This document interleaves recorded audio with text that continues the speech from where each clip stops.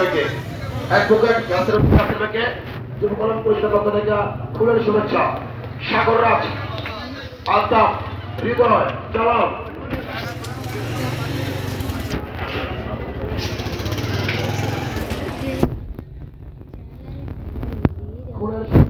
এরপরে মেট্রো থানা বিএনপি সম্পাদক